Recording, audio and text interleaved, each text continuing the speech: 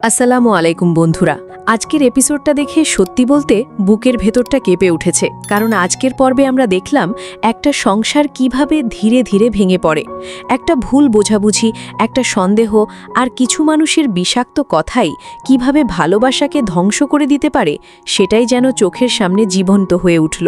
আজকের পুরো পর্বে সবচেয়ে বেশি কষ্টের জায়গাটা ছিল মরিয়ম আর জামালের সম্পর্ক। মরিয়মের চোখে আজ স্পষ্ট ভয় দেখা গেছে। সে বুঝতে পারছে জামালের মনে এখনো কোথাও না কোথাও মায়ার জন্য একটা আলাদা জায়গা আছে, আর এই ভয়টাই তাকে ভিতর থেকে শেষ করে দিচ্ছে। যখন সে কান্দে কান্দে বলল, মায়ার কাছে এমন কি আছে যা আমার কাছে নেই, তখন এটা শুধু একটা স্ত্রীর রাগ ছিল না, এটা ছিল একজন ভালোবাসার মানুষের হারিয়ে যাওয়ার আতঙ্ক। অন্যদিকে জামালও ভিতরে ভিতরে ভেঙে যাচ্ছে। সে হয়তো সত্যিই মায়ার জন্য কোনো খারাপ উদ্দেশ্য নিয়ে যায়নি, কিন্তু সমস্যা হলো মানুষ সবসময় সত্য দেখে না, মানুষ যা দেখতে চায় সেটাই দেখে। আর সেই কারণেই আজ জামাল যতই নিজেকে নির্দোষ প্রমাণ করার চেষ্টা করুক, পরিস্থিতি বারবার তাকে দোষীর আসনে দাঁড় করিয়ে দিচ্ছে। যখন জামাল রেগে গিয়ে মরিয়মকে বলল, আমি কি তোমার টাকায় কেনা গোলাম, তখন মনে হচ্ছিল তার ভিতরে জমে থাকা সব ক্ষোভ একসাথে বেরিয়ে আসছে। এতদিন ধরে সবাই তাকে ভুল বুঝেছে, সন্দেহ করেছে, ব্যবহার করেছে, আর আজ সে যেন আর নিজের ধৈর্য ধরে রাখতে পারছে না। কিন্তু বন্ধুরা, আজকের পর্বের সবচেয়ে ভয়ঙ্কর দিক ছিল মরিয়মের বাবা মার আচরণ।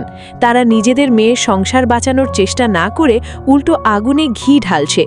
নারী নির্যাতন মামলার হুমকি, জামালকে অপমান করার পরিকল্পনা, সবকিছু মিলিয়ে মনে হচ্ছিল তারা শুধু একটা জিনিসই চায়, আর সেটা হলো জামালের সংসারটা ভেঙে যাক। এদিকে অন্য পাশে আরও বড় খেলা শুরু করেছে চেয়ারম্যান।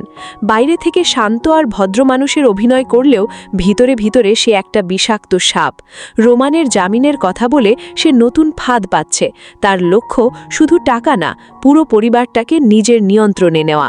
আর সবচেয়ে ভয়ের বিষয় হলো এই মানুষটা কখনো সামনে থেকে আঘাত করে না, সে আঘাত করে আড়াল থেকে।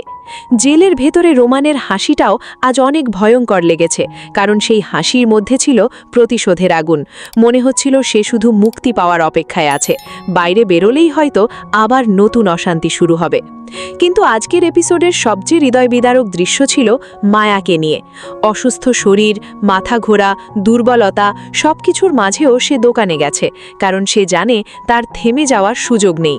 এই মেয়েটা প্রতিদিন লড়ছে, সমাজের সাথে লড়ছে, অপমানের সাথে লড়ছে, নিজের ভাগ্যের সাথে লড়ছে।